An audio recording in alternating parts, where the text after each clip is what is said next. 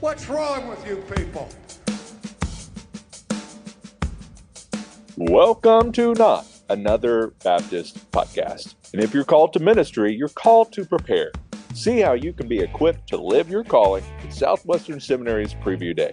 When you attend Preview Day on April 12th, you'll get to see the campus, meet professors, and explore various degrees. And signing up is completely free and painless. So register for Preview Day at swbts.edu/NAB. Kyle, how are you doing? And let me just tell you, I'm cold. It was 90-something degrees here yesterday. Yeah. It is not today. No. And it's going to get colder, but it's like 45 right now, and I'm in every degree difference. How are you doing? Yeah, it has been warm here. We've also had a couple of those wonderful West Texas wind days where you can taste the air. It's pretty gross. But yeah, no, it's cold here too, and I don't like it because I think I've shared this. I'm an assistant tennis coach at the moment, and we had a tennis tournament on Saturday where, I mean, it was comfortable to be outside in shorts and t-shirts. Like, it was perfect. And today is not going to be quite that way. So, have you thought about getting sick? Just calling in sick. No. I love tennis, man. I love it. I mean, even in 45 degrees, I love getting out there. I'm waiting on the Kyle Bierman pickleball era. That's what I'm looking forward to. You know what? I would do it. Into all eras. Yeah, there are a lot of where our team practices. There are a lot of pickleball courts. Yeah. It looks like fun. I've only really played around with it. I've not really gotten into pickleball, but I would play waffle ball, which is kind of like wiffle ball, but I say that to give me the chance to say this. Today marks the 11-year anniversary of the waffle streak. Today on 2013, or in 2013, Thursday, it was a Thursday, by the way, February 28th, 2013, at about 6:58 a.m., I ate a waffle. And then on Friday, and then on Saturday, Sunday, Monday, Tuesday, Wednesday, until today. In fact, right now, I can see my wife is cooking a waffle in the kitchen. So it looks like I will begin year number 11. She is not retired from my waffle making, my waffle eating. And today is 4,017. So another golf clap. There you go. Golf clap. Anyway, Kyle, two things before we dig into our sermon. We're going to do this one in honor of Dr. Matt Queen, the brand new pastor of Friendly Avenue Baptist Church. Again, right? Was he the pastor there before? He was a pastor. He wasn't. Okay, he was not the pastor. He was associate pastor, missions pastor, evangelism pastor. I don't know, high voice pastor, one of them. Is there a more appropriately named church for Matt Queen to go and become the pastor? Not on the planet, unless there was somewhere like High Tenor Baptist Church. That would be the only thing more apt to Matt Queen. But we very excited for Matt, and this one we hope is going to be helpful for Matt Queen. You know, as he preaches a lot. But you know, my boy has like one sermon. It's like, go and evangelize. That's the sermon that Matt preaches. I'm just kidding. Matt is a faithful expositor of Scripture and has been super helpful to me in my preaching, specifically helping with the gospel invitation, which, by the way, happened to be outreach magazines, or outreach, whatever you call that, like evangelism resource of the year. So whoop to the fire, Matt Queen, Matty Ice, and so I guess I should read it then. I have it on my shelf, but I should actually read it. You probably should. It's short, kind of like my books, but I have now dubbed him the Pulpitifier. And so he's going to go to Friendly Avenue, or isn't really, I think, there. He's basically starting right away. And so this podcast is in honor of, and we hope help for, Matt Queen. If you like it, great. But terms and conditions are that your mileage may vary. This one is for Matt Queen and anybody that may want some help with their illustrations. Kyle, you know that I have a love-hate relationship with illustrations. It's true. I really don't like them, and but the best ones certainly come from my family. And when in doubt, I do sometimes go to sermonillustrations.com, click that little letter at the top, and look for whatever subject I'm on, and hope for the best. And I'm like, this one's terrible. This one's terrible. This one's terrible. This one's terrible. And then eventually, I land on one. I'm like, that one works. It's baseball. That sounds like me. Let's go for it. Anyway, we're going to talk about 5 essential resources for sermon illustrations by Sam Rayner. Sam Rayner. I'm a big fan. Are you? I'm a fan of Sam. I thought you were going to say I'm not. I was like, way to go, Kyle. So this is an article from the Baptist Press Toolbox, which has some incredible stuff for you and for pastors, for leaders. And this one digs into sermon illustrations. Now, we've got a lot of guys that are listening to this that are pastors and that love the exposition side, love the studying side, and maybe like me and are like, hey, I need to illustrate this because it's kind of hard to understand or whatever it might be. Illustrations are a way to help that, but can also hurt that if you're not careful. And, you can go down a bad rabbit hole really quickly if you're not careful. Yeah. But so let's talk about 5 primary sources that Sam Rayner suggests. And number 1, I've kind of alluded to earlier, is real life. Man, if you have kids, you got a ton available to you, but I do recommend getting their permission. Yeah. Like, certainly be careful Absolutely. with the ones that you use. It's already a glass house, but get their permission. Kyle, let's talk about real life illustrations. Yeah. So, I mean, this can be stuff, like you said, in your family. This can be stuff that you just experience. I would also say if you have kind of a humorous illustration about some way that you messed up, like Matt has a ton of ways that he's. No, I've never made a mistake. Those can be good because, for one thing, like, people tend to connect with our mistakes, right? If they know that their pastor, if they know that their pastor is not, yeah, if they know that their pastor is not perfect, and you don't even try to like give off this air that you're perfect, that removes a wall and suddenly will help people pay more attention to you, and I think give you some more credibility as well. So if you can do that, and do it in especially a humorous way. But then don't be afraid just to share stories that you've encountered. Because again, that's real life. That's stuff that folks have probably encountered in their own lives as well. Those can be really good illustrations to help connect and drive home your sermon points. So, Kyle, you've explained it. Now illustrate that. Give us an example of a time you were a complete and total fool. I was a complete and total fool. The entire Texas Rangers World Series run? I was just imitating a friend of mine who happens to be an Astros fan and trolling him a little bit. Yeah, so I'll give you one real quick. We're in the middle of prayer and stuff like that, and a sermon series on prayer. Oh, I got one. And so I shared how, when we were talking about just focus and actually, praying and realizing who you're praying to and why we're praying, how we pray, all of that kind of stuff. I shared an introduction about how, everybody knows I go out on a prayer run and walk every morning. And somebody said, I don't know how you, do that for an hour. I said, oh, let me just put that in an illustration. And I got up, I was like, I might pray for 5 minutes, because it's like, dear God, thank you for this day. And then I feel a buzz on my phone and I'm checking the notification on my phone, or my mind spaces, or a dog barks, or whatever it is. And I'm so distracted. And so I shared a story about how distracted I get in my prayers, and that I would arrive home just frustrated that I felt like I wasted that time of prayer. And but it gave me a time to use an old line, but there was an attempt. And so anyway, let's talk about the next one. So I do have one. You wanted to hear one? I do. Okay, I do have one. One came to mind. Back in January, I was preaching in a church in Louisiana, and it was one of those. I was doing some events and just dropped in and was preaching. And at the beginning of my sermon, read the text, and then I'm praying. And I said, God, I thank you so much for the opportunity to be at First Baptist Church. The problem is, I was not at First Baptist Church.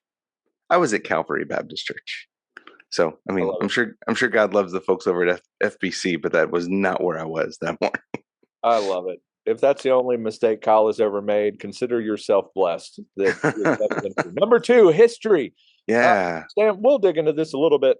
I'll also remind you, you probably have somebody in your congregation that knows history better than you. Yes. So get it right. if you go like me at times to sermon illustrations, because I don't know history at all. And I always had like the football coach was my history teacher, and we just did crosswords. Anyway, if not all football coach teachers are like that, let me make that caveat. Mine were.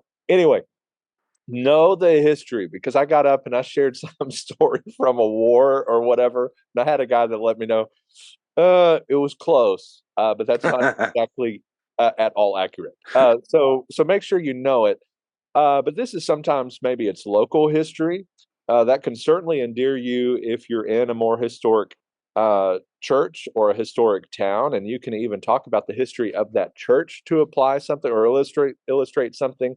If you tie in some old war stuff, certainly around a Memorial Day, Veterans Day, those are easy, low-hanging fruit opportunities to use kind of a history or a more war-centric or army-centric lesson. Let's talk about that one, Kyle. You know history because you like to read. I do like to read. So let's talk about that. Yeah, this is really good. Again, especially if if you have some history buffs in your church, this will really connect with them.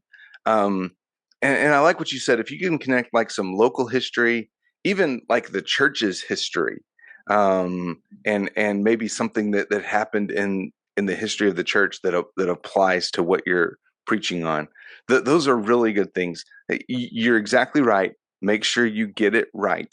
Don't mess it up. So if you came across like a really good illustration in a book, you want to go back and double check that, and then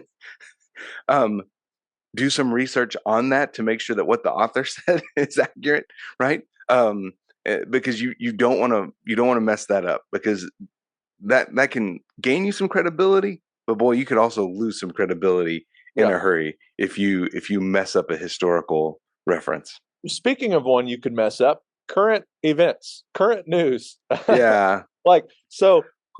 Here he doesn't necessarily talk into ways to be careful with that. And I'm not griping about that. These are just 5 examples, but you got to be careful. Yep. We are entering, we've talked about this before, a majorly polarized year with another election, obviously a key Southern Baptist convention that's coming up in June, all of that kind of stuff. So be ye careful with how you handle current events and so forth. But your people know. They're watching Fox, they're watching CNN, they're watching MSNBC, they're watching, in our case, Fox 4 or NBC5 or all of those things, CBS 11. They're watching it, so they know what's happening. But not everything that's on the news channel is newsworthy. Right. But as you're watching the news, and you get one that maybe is a feel-good or an inspiring news story of meeting needs or something like that, file it away. Go and everything you see usually on a local station is going to be on their website. And so I have a file of some of those things, but there are also good, bad, and ugly that you can see on the news. If you want to illustrate sin and its effects, there's an entire 9 o'clock news that will tell you all of that. So be careful with it. But current news, and Kyle, let's move quickly to the next one, pop culture. Don't dismiss it. You will have some in your congregation that might be like Jonathan Howe and know each and everything that Taylor Swift says and does. And you can, connect with that particular person on a deeper level if you share a Taylor Swift pop culture reference or whatever. But there are ways to harness this to connect with those it's not just talking about the latest fad, all of that kind of stuff, the latest gadget. I even know, I was doing my sermon prep before here, and we're in the text in Hebrews about him being our great high priest, and how we're able to approach the throne, that he sympathizes with us in our weakness. And so I gave a nod, and I didn't dig into, but I gave a nod to the controversy around he gets us, and kind of took it to the next step. I said, I'm not going to wait. And I even mentioned that I'm not going to wade into the good, bad, and ugly of the he gets us commercials, but we're all aware of it. This is a nod to that. He sympathizes with us. He does get us. He does understand us, but it goes further than that because of his work for us, and standing for us in the presence of God. We are able to, and so I took it to the next step. He doesn't just get us, he is able to help us. He is able to save us, and all of that kind of stuff. And so it was a nod to that pop culture kind of situation. But yeah, Kyle? Yeah, this is going to require that you know your people, because you'll know what connects with them. So when I first got to Clayton, New Mexico, rural community, an older congregation, generally speaking, I threw out an Office reference that fell way flat, and it just didn't work. Now later on, I found out Johnny Cash connected, because a lot of the older folks there listened to his music, liked him, and so you've got to know your audience, right? When I moved to Alamogordo, I had a younger congregation. Office references would connect. For whatever reason, The Princess Bride. Anytime I could make a reference to The Princess Bride, that was a huge hit. So over time, you'll learn your congregation. You'll get to know them, and you'll find out kind of some of the interests there, and you'll know, okay, I can use this interest, and this is going to connect with these folks. I can use this reference; it'll connect with these folks. Don't just pick one, but make sure that you're using some that will connect across generations, across kind of some of the different segments in your congregation. In my work as an associational missionary, I would occasionally repreach a sermon. And I started one to set up a title, just the title for my sermon, where it was boldly going where many have gone before. Oh, nice. And about Star our, Trek. following blindly, or blindly going where many have gone before, and was the title, to play on that boldly going, phrase from Star Trek. So I'm setting it up, and I'm to start it out. I said, how many Star Trek fans do we have here this morning? Not one. And I'm like, oh, here Uh-oh. goes a quarter of my intro. And so I did it anyway. And I said, so there was this show years ago in a movie, and it had this opening little deal, and da da da da. These are the the voyages of the Star Trek, whatever. And so I did that.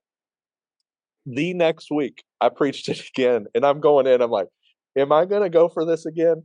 I'm just going to do it. How many Star Trek fans? I had like half of the church up like the little Yep. Vulcan salute, and I'm like, oh, here we go. And it was like the best illustration ever. So know that that pop culture stuff, it can be hit or miss, but you got to know your people. Yep. And then finally, there is biblical examples, and I guess there's also the jokes that we'll touch on briefly. But there's biblical examples. Obviously, as Bible preachers, one of the best way you can illustrate something is maybe with a cross reference or another story that illustrates what you're studying.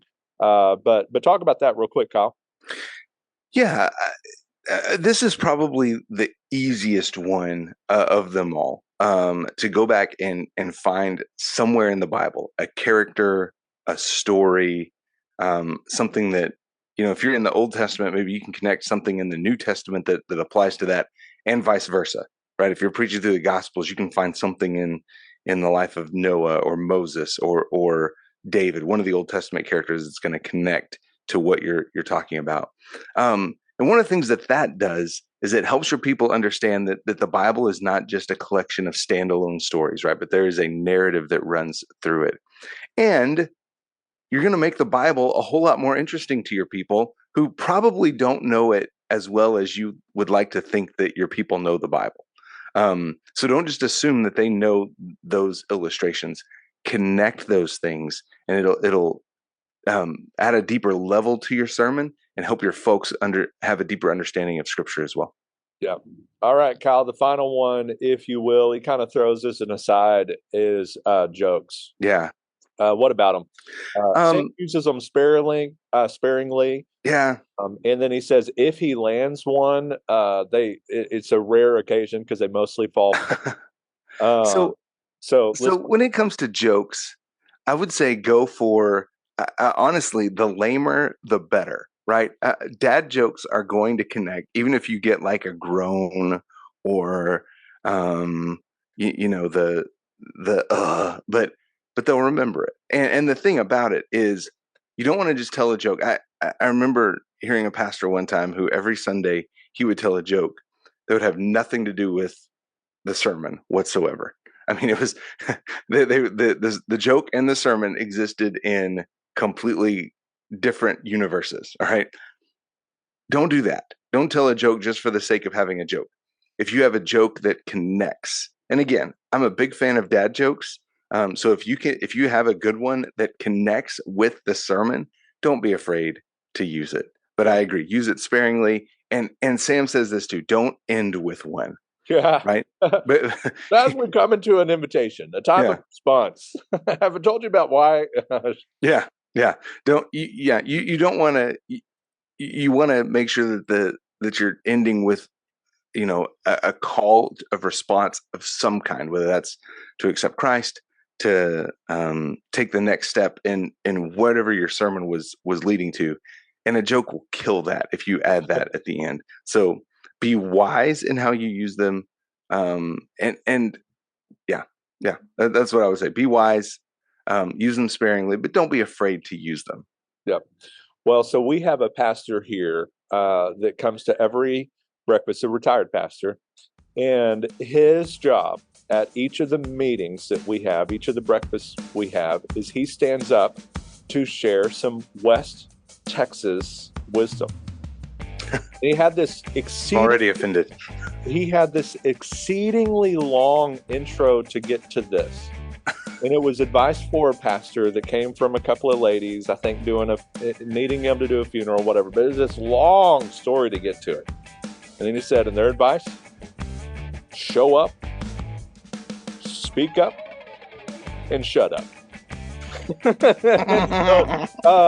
that was his West Texas wisdom. Yeah.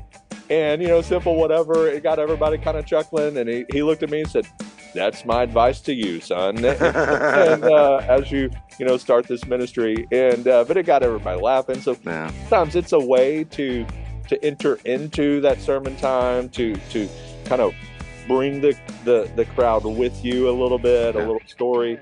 There's guys that come in and they're like, James, whatever, let's go. And they read the text and it's like, boom, and you're in it at 60 miles per hour. Sometimes you can warm them up, for lack of a better word, just build that relationship real quick and just connect with them with some laughter. There's 1,000 ways to do it. We'd love to hear how you do it, what works well for you, what's your favorite illustration, and if you have some better resources to suggest to me than sermonillustrations.com. Because otherwise, I'm going to keep using my daughters with their permission after all. But Kyle, love you, man. Hope you have a great day and that you don't freeze to death as you're playing tennis. And everyone else that's listening in, may your coffee be as black as night and as bold as the gospel we declare. Have a good day. Take care. What's wrong with you people?